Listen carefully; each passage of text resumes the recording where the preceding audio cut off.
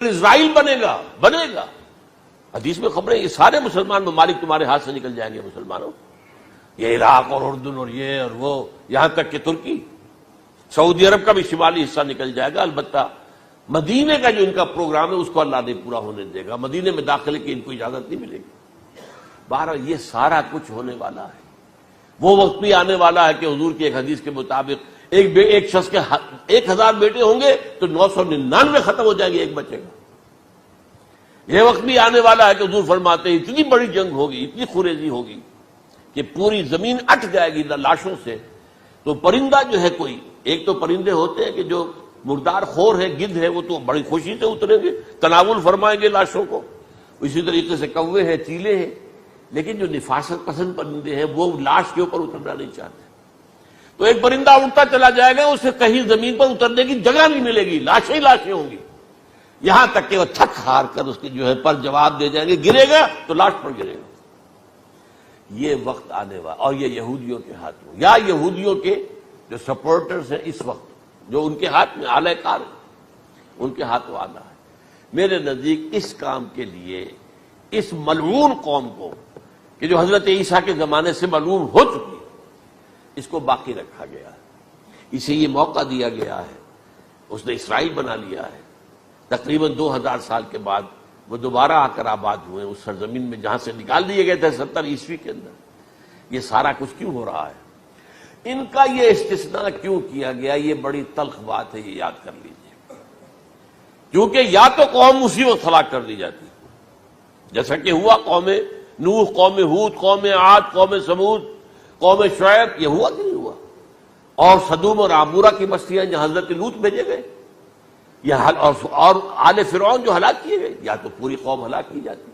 نہیں، یہ یوں سمجھیے کہ اس پورے معاملے کو درمیان میں سے ایک وقفہ دے دیا گیا، حضرت عیسیٰ کو اٹھا لیا گیا، اور حضرت عیسیٰ دوبارہ آئیں گے۔ یہ کیوں کیا گیا؟ اب اس میں بڑی تلخ بات آپ سے کہہ رہا ہوں، یہ آپ کے لیے قبول کرنا آسان نہیں، حلق سے نیچے اٹھنے کی مشکل سے۔ اس قوم کو زندہ رکھا گیا ہے جو ملعون اور مغضوب علیہم قوم ہے۔ سب سورہ فاتحہ میں مفسرین لکھتے ہیں ضالین، یہ نصارہ ہیں، اور مغضوب علیہم یہ یہودی ہیں۔ اور قرآن کہتا ہے لعن الذین کفروا من اہل الکتاب علی لسان داؤد وعیسی ابن مریم، لعنت کی گئی ایک ملعون اور مغضوب قوم کے ہاتھوں آخری امت محمد، اور اس کا بھی بہترین حصہ، اس پر عذاب ان کے ہاتھوں آئے گا، عربوں پر عذاب یہودیوں کے ہاتھوں، اس لیے ان کو بچایا گیا۔ یہ میں نے کئی دفعہ واقعہ سنایا، مولانا اسلائی صاحب بتایا کرتے تھے، کیونکہ وہ راجپوت تھے، یو پی کے راجپوت، مشرقی حصے کے، کہ ہمارے ہاں کوئی نوجوان اگر کوئی بڑی گری ہوئی حرکت کرتا تھا تو اس کے سر پر چمار کے ذریعے، چمار کے ہاتھوں جوتا لگوایا جاتا تھا۔ اگر راجپوت کے سر پر راجپوت کا جوتا گرا تو چلو تکلیف تو ہوئی، لیکن یہ کہ راجپوت کا جوتا گرا ہے نا، پڑا ہے، لیکن راجپوت کے سر پر چمار کا جوتا، جس کو آپ انگریزی میں کہتے ہیں to add insult to injury, وہ تکلیف بھی ہے جوتا کھانے کی، اور انسلٹ ہے کہ ایک چمار مار رہا۔ یہ امت سب سے خیر امت ہے، کنتم خیر امت اخرجت للناس۔ اس کے لیے عذاب بھی بدترین آئے گا، اور کن پر آئے گا؟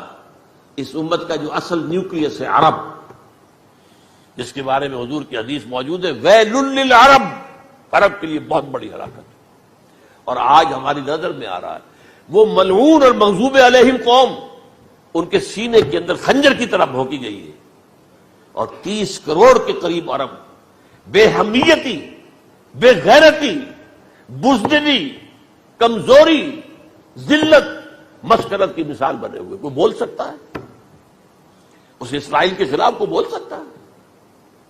30-35 لاکھ آدمی ہے اسرائیل کے اندر یہودی، اس سے زیادہ تو امریکہ میں 50 لاکھ کے قریب، کل 1.25 کروڑ آدمی ہے یہ یہودی پوری دنیا کے اندر۔ لیکن دیکھیے جو چاہتا کرتا ہے، جب چاہا اس نے عراق کے ایٹمک انسٹالیشن کو تباہ کر دیا، اور سعودی عرب کی فضا میں اس کو فیول کیا ہے انہوں نے، دوبارہ ریفیولنگ جو ہوئی ہے ان کے جہازوں کی، وہ سعودی عرب کی فضا میں ہوئی۔ اللہ تعالیٰ نے یہ کوڑا ان مسلمانوں کے لیے رکھا ہوا ہے کہ جن کے رتبے ہیں سوا، ان کی سوا مشکل ہے۔ جتنا اونچا مقام اللہ نے دیا عربوں کو، ان میں حضور کو اٹھایا، ان کی زبان میں اپنا آخری کلام نازل کیا، تو ان کی ذمہ داری بھی بہت ہے۔ جن کے رتبے ہیں سوا، ان کی سوا مشکل ہے۔ یہ ہے میرے نزدیک واللہ